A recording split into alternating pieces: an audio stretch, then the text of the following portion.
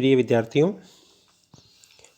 आज की इस कक्षा में हम व्यवस्था उपागम के संबंध में अध्ययन करेंगे।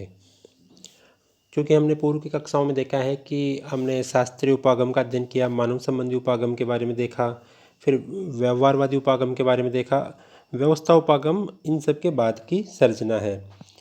इसे सिस्टम अप्रोच के नाम से भी जाना जाता है। आधुनिक संगठनात्मक सिद्धांतों के विकास में व्यवस्था उपागम की अवधारणा एक महत्वपूर्ण कदम है।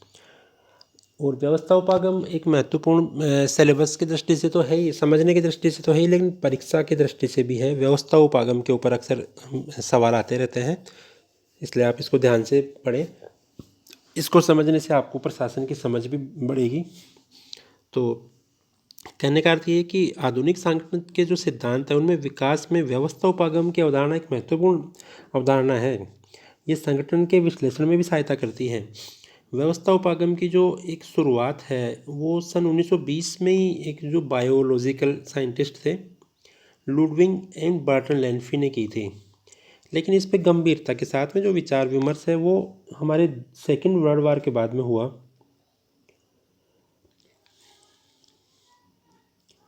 ये उपागम की महत्ता व्यवहारवादियों की कमी से भी बड़ी है। और प्रबंध विज्ञान, लोक प्रशासन में उपागम वैज्ञानिक प्रबंध विचारधारा के माध्यम से अधिक सशक्त ढंग से सामने आया है। तो व्यवस्था उपागम पर अध्ययन करने से पहले हमें ये देखना होगा कि हम व्यवस्था किसे कहें।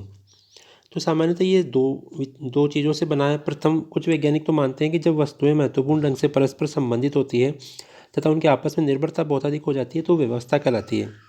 व्यवस्था गतिशील या परिचालित होनी चाहिए जिससे समय और स्थान के संदर्भ में विभिन्न विषयों के वैज्ञानिकों द्वारा समझा जा सके। दूसरी विचारधारा ये मानती है कि जब तक किसी वस्तु के शोध के लिए तथ्य संकलन, विश्लेषण तथा निर्देशन में सहायता नहीं मिलती, सहयोग नहीं मिलता, तब तक हम उसे व्यवस्था नहीं कह सकते, चाहे उसके अंग परस्पर कितने निर्भर और क्रियाशील हो। तो व्यवस्था स्कूल एक व्यापक वैचारिक प्रतिमान है जिसको कई खंडों में विभाजित किया जा सकता है। व्यवस्थाएं सामान्यतः दो प्रकार की होती है। एक तो होती बंद व्यवस्था, क्लोज सिस्टम, एक होती ओपन, खुली व्यवस्था। बंद व्यवस्था वह व्यवस्था होती है जो बाहरी वातावरण से कोई अंतर्क्रिया नहीं करती। ऐसी व्यवस्था कठोर तथा स्थायी प्रकृति की होती है जिसमें सूचना तंत्र बंद एवं नियंत्रणकारी तंत्र इस स्थिति में होता है कि वह वांछित परिणाम प्राप्त कर सके, अर्थात व्यवस्था की प्रक्रियाओं पर नियंत्रण रखा जाता है। उदाहरण के लिए घड़ी में डाले जाने वाले सेल, बैटरी की बंद व्यवस्था है जो किसी बाहरी नियंत्रण के बजाय स्वयं ही कार्य करते रहते हैं। दूसरी ओर एक खुली व्यवस्था होती है, ओपन सिस्टम, जो बाह्य वातावरण पर निर्भर रहती है।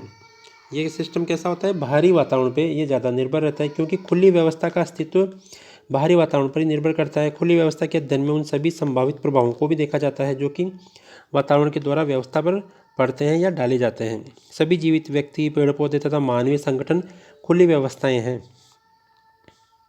तो हम इसकी विशेषताएं देखते हैं संक्षेप में कि संगठन का अध्ययन करने के लिए व्यवस्था को केंद्र बिंदु मानकर कार्य करने में यह उपागम बहुत महत्वपूर्ण है। इस उपागम का प्रयोग विश्लेषण के किसी भी स्तर पर किया जा सकता है। इसे एक सर्वांगीण या होलिस्टिक या व्यापक उपागम भी माना जा सकता है। ये उपागम मानव शरीर, समाज, कॉलेज, बस, परिवार सभी को एक सिस्टम के रूप में, एक व्यवस्था के रूप में देखता है जिसकी मूल मान्यताएं क्या है। ध्यान से सुने, ध्यान से पढ़ें इसको, ध्यान से देखें इसको कि मूल मान्यता क्या है। तो इसकी ये है कि प्रत्येक व्यवस्था कई उपव्यवस्थाओं, सब सिस्टम में विभक्त रहती है जो व्यवस्था को संचालित करने में सहायक होती है। संगठन में उत्पादन, निगरानी, तकनीक, प्रबंध की इकाइयाँ आदि उपव्यवस्थाएं होती है।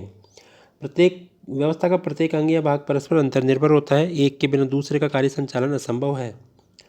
व्यवस्था अपने आसपास के पर्यावरण से काल्पनिक सीमाएं रखती हैं। व्यवस्था तथा उसके बाह्य पर्यावरण एक दूसरे को प्रभावित करते हैं। पर्यावरण अपने आप में एक व्यवस्था है। व्यवस्था तथा पर्यावरण के मध्य एक बैलेंस बना रहता है। किसी खुली जो व्यवस्था होती है उसको प्रभावित करने वाले कारक कौन कौन से होते हैं? तो जैसे भौगोलिक व्यवस्था है, राजनीतिक व्यवस्था है, कानून है, आर्थिक व्यवस्था जैसे उत्पादन, वितरण, उपभोग है, सामाजिक व्यवस्था जैसे जाति, परिवार, नातेदारी है, सांस्कृतिक व्यवस्था मूल्य, प्रतिमान, आस्था और विश्वास हो सकते हैं। सबकी मान्यताएं, सबकी संस्कार, सबके सामाजिक चीज़ें सबकी अलग अलग होती है। प्रौद्योगिकी व्यवस्था जैसे कंप्यूटर, सूचना तकनीक या अन्य कोई तकनीकी जो विकास है। तो प्रत्येक व्यवस्था का एक विशेष उद्देश्य होता है जिसमें अंगों के मध्य प्रकार्यात्मक विशेषीकरण पाया जाता है। व्यवस्था एक गतिशील प्रक्रिया होती है। इसमें उपागम संपूर्ण व्यवस्था को प्रभावशाली ढंग से आंकता है। व्यवस्था में कुछ इनपुट डाले जाते हैं, या इसके संचालन में काम आते हैं, जो आउटपुट के रूप में सामने आ जाते हैं। प्रत्येक आउटपुट निर्णय अगले इनपुट का कार्य करता है। तो ये व्यवस्था की कुछ एक विशेषताएं होती हैं।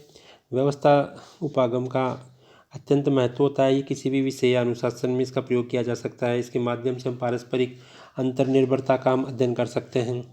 लेकिन यह भी आलोचनाओं से रहित नहीं है। इसकी भी कुछ आलोचनाएं हैं, जैसे कुछ सीमाएं हैं, कुछ कमियां हैं। व्यवस्था उपागम का समाज विज्ञान में भरपूर प्रयोग हुआ है, लेकिन फिर भी इसकी सीमाएं हैं। जैसे ये उपागम केवल अध्ययन की एक रूपरेखा ही प्रस्तुत करता है, वास्तव में सिद्धांत नहीं देता, और नई लोक प्रशासन के सिद्धांतों के बारे में वास्तविकता के साथ ही कुछ प्रकट करता है। दूसरी बात है कि ये उपागम एक दूसरे के अंगों के मध्य संबंध तो बताता है, किंतु संबंधों की गहराई नहीं बता पाता। व्यवस्था की जो उपव्यवस्थाएं हैं उनको खोजना और उनकी सूची बनाना अपने आप में एक कठिन कार्य है। ये उपागम कभी कभी अत्यंत महत्वाकांक्षा उत्पन्न करता है। ये उपागम व्यवस्था तथा पर्यावरण के प्रभावों को अवश्य बताता है, किंतु कौन सा तत्व अधिक प्रभावी है इसकी भी ये पूरी व्याख्या नहीं करता। लोक प्रशासन तथा पर्यावरण के प्रभावों की कारणात्मक व्याख्या भी ये नहीं करता। यह पद्धति सूक्ष्म स्तर पर अध्ययन की का समर्थक है, लेकिन वृहद स्तर पर यह संभव है। और व्यवस्था उपागम को अपनाने के लिए उच्च स्तरीय योग्यता और अत्यंत समय की आवश्यकता होती है, और समृद्ध संसाधनों की जरूरत पड़ती है, जो सामान्यतः प्रत्येक जगह जिनकी मौजूदगी नहीं हो पाती। तो इससे आपको व्यवस्था उपागम समझ में आया होगा। आप इसका अध्ययन करें, जिससे आपको और अच्छे से ये समझ में आ पाएगा। धन्यवाद।